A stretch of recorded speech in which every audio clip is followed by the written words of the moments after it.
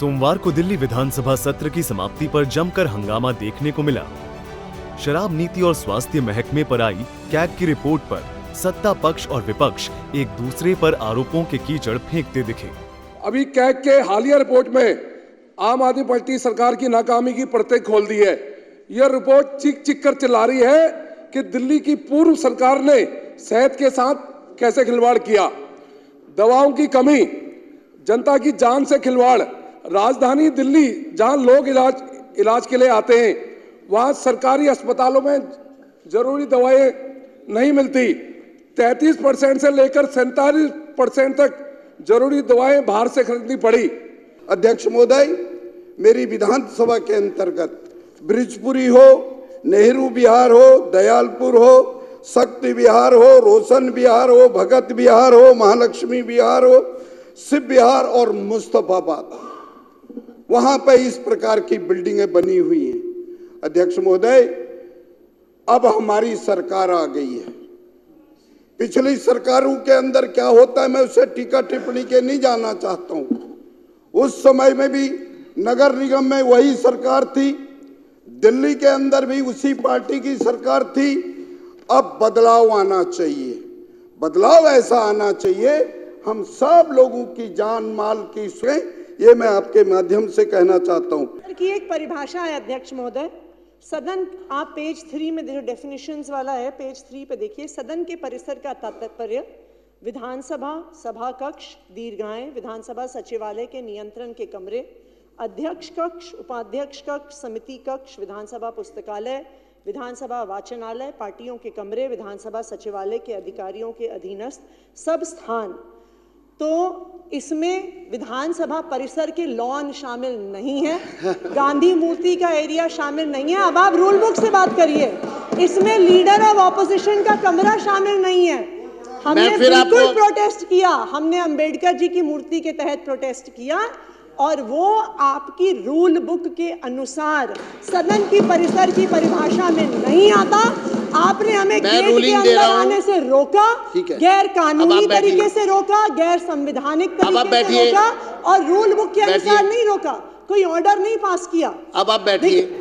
विधानसभा सत्र की समाप्ति से पहले मुख्यमंत्री रेखा गुप्ता ने बताया कि 24 से 26 मार्च के बीच बजट सत्र होगा, जिसमें आम लोगों के सुझाव बेहद अहम होंगे। इसके लिए ईमेल आईडी और व्हाट्सएप नंबर जारी किए गए हैं। साथ ही सरकार के मंत्री और विधायक भी लोगों के बीच पहुंचे और बजट पर उनके सुझाव लेंगे। ये बजट विकसित दिल्ली बजट है और इसमें जनता के प्रत्येक वर्ग के सुझाव शामिल हो।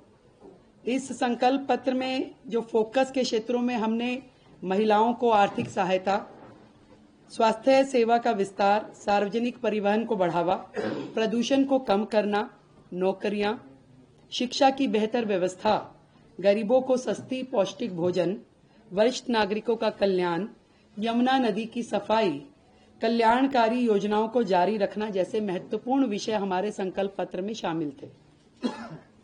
और इसी दिशा में दिल्ली की जनता की प्राथमिकताओं का संज्ञान लेना और उसको लेते हुए बजट की रूपरेखा को तैयार करना इस समय हमारा ध्येय है।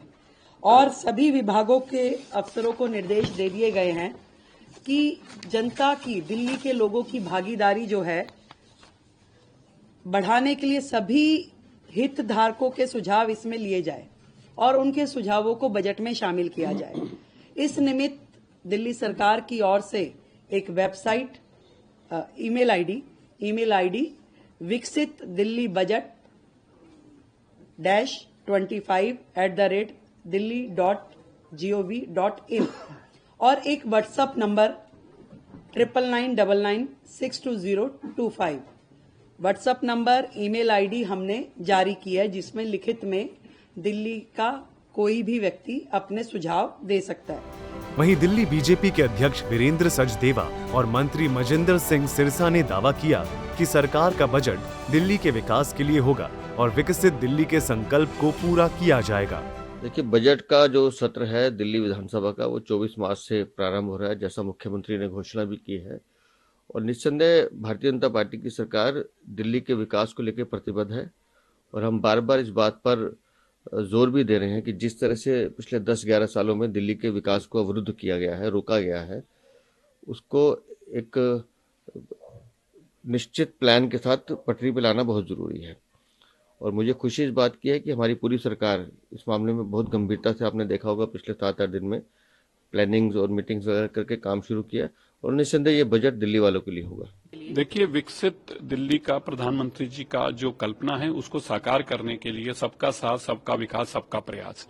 हम चाहते हैं कि हर वर्गों से इसमें सुझाव आए और दिल्ली का एक बेहतर बजट दिल्ली के लिए दिया जा सके। उसके लिए हमने आज व्हाट्सएप नंबर भी सीएम साहिबा ने हमारे जारी किया और एक ईमेल आईडी भी दी है। हम चाहते हैं कि सब लोग उसके ऊपर अपने सुझाव भेजें, ज्यादा से ज्यादा सुझाव हमारे पे आए, हम उनको खंगालें और बेस्ट बजट जो है हम दिल्ली के लोगों को दे पाए। ईमेल आईडी भी है, एक व्हाट्सएप नंबर, आप भी भेज सकते हैं अपने सुझाव।